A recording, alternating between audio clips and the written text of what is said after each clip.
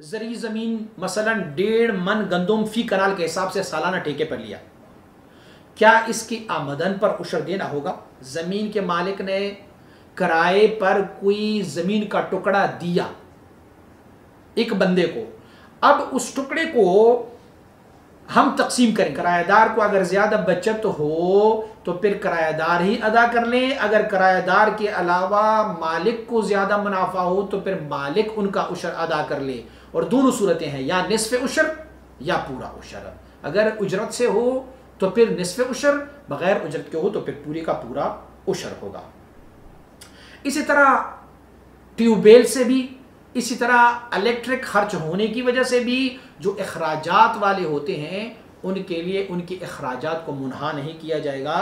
بلکہ سب سے پہلے عشر ادا کی جائے گی اور پھر اس کے بعد اسے